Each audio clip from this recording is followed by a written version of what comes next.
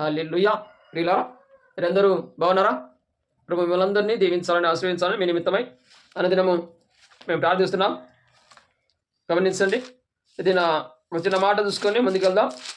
గమనించండి, ప్రభు అంటున్నాడు యెషయా గ్రంథము 43వ అధ్యాయం 21లో, నా నిమిత్తము నేను నిర్మించిన జనులు నా స్తోత్రము ప్రచురించుదురు.